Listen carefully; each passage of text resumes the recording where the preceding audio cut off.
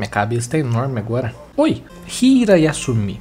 É um mangá que o Victor, do Pensamentos Vazios, estava curioso pra saber minha opinião. Aí ele agora não tá mais curioso porque eu falei pra ele pessoalmente lá no Instagram. E é um mangá que eu não lembro quando ele foi anunciado. Não lembro se eu fiquei curioso pra ler. Mas aqui tá minha review. Depois de 2 meses sem fazer nada, porque tá difícil, tá bem complicado. Agora eu tô gravando com minha webcam, porque puta preguiça de gravar com o celular. E é basicamente isso. Vamos pra review. Agora eu tô a fim de relaxar. Como assim? Não entendi. De relaxar. Como assim? Você quer relaxar? Em que sentido? Hiroto Ikuta, 29 anos, vive de bicos. Certo dia ele acabou herdando uma casa térrea de uma velhinha da vizinhança. Embora não tivessem qualquer vínculo sanguíneo, eles se tornaram bons amigos, e ela, após reconhecer o valor da índole de Hiroto, deixou-lhe a casa de herança. Depois disso ele começou a viver nesta casa junto com sua prima Natsumi, de 18 anos, que havia se mudado para Tóquio, a capital do Japão. É início de uma vida em uma casa térrea que difere das outras por certamente aliviar a ânsia, o desnorteamento e as amarguras da vida de cada um. Hirayasumi é um slice of life tão gostoso, mas tão simples, que foi uma leitura que ela me fez pensar e relaxar ao mesmo tempo. O mangá gira em torno no começo dessa dupla, do Hiroto e da Natsumi. Um rapaz já mais velho, como já dito na sinopse, com uma personalidade até que bem única, acredito que principalmente para o japonês. Ele é mais solto, mais relaxado, acho que despreocupado é a palavra para descrever melhor a personalidade dele. E sua prima, ainda mais nova, com a falta de experiência, não é exatamente o oposto dele, mas como está a ingressar numa fase nova da vida, e principalmente pela idade, ela ainda tem certas inseguranças que outros personagens não têm. E a dinâmica aqui se baseia num todo em aprendizado, de ambas as partes. Vemos Hiroto com experiência de vida, mesclando ainda com a sua personalidade, como por exemplo, se comparar a vida de um amigo ou se comparar a vida de outras pessoas e não compreender muito bem elas, sendo alguém com mais pressa, com mais ímpeto no dia a dia. E vemos também essa paz, essa certa calma que ele tem, moldando um pouco a sua própria prima, com um convívio diário, como mencionei, e também os ensinamentos. Desde uma simples caminhada ou uma pequena conversa, há sempre algo que se conecta com a personalidade e com os eventos das personagens. Isso aqui também tudo é muito perfeitamente complementado pela narração. Nem todo mangá tem narrador, e geralmente os que tem são narrador em primeira pessoa, são narrados pela personagem principal.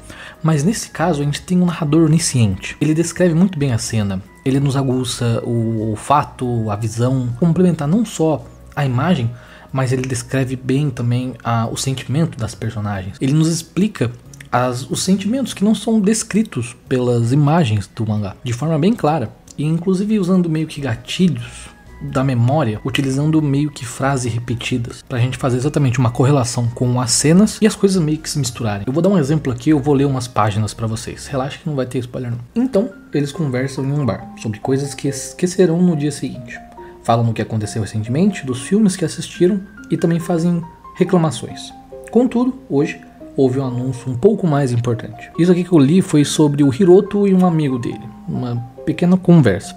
Agora com ele e sua prima no mesmo dia, um pouco mais pra frente. Os dois andaram tarde da noite, sonolentos pela avenida Umi. Enquanto isso, conversaram sobre coisas que esquecerão no dia seguinte. O cheiro da noite primaveril, a lâmpada da loja de conveniência, a sirene da ambulância ouvida ao longe. Natsumi pensou que, com certeza, não se esqueceria dessa noite. Hiroto concluiu que precisava se lembrar disso, para contar ao Hideki na próxima vez que o encontrasse.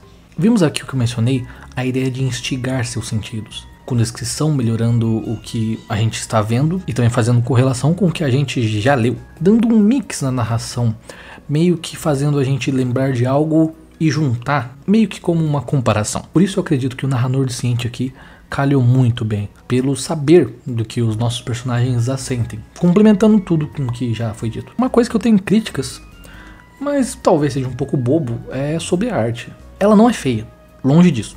Vemos a capa, por um exemplo, com cores mais frias, mais bem distribuídas, e a simplicidade nos traços. É uma arte aconchegante, mas, contudo, no mangá em si, alguns momentos ficam meio desleixados. E o que mais me incomodou é algumas perspectivas. Às vezes o tamanho feito confunde a vista, e as personagens aparentam ser muito mais jovens.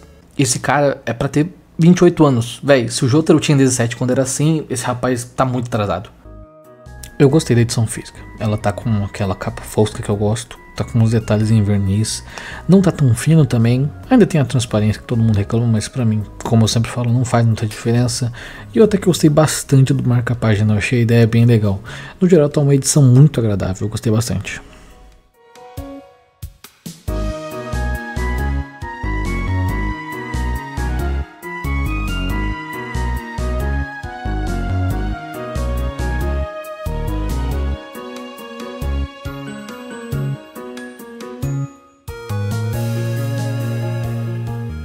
Num resumo sobre Hirayasumi, eu achei ele muito gostoso de ler. Ele é bem slice of life, ele não tem nada... Eu não diria que ele é exatamente algo inovador, e principalmente no quesito de tentar trazer muitas emoções tristes. Ele tem esses momentos, mas eu acho que o mais importante aqui foi como a narrativa ela foi contada. Como eu mencionei, o narrador, as descrições, os gatilhos, eu gostei muito disso. E eu achei o mangá super interessante e eu particularmente recomendo muito. E é basicamente isso.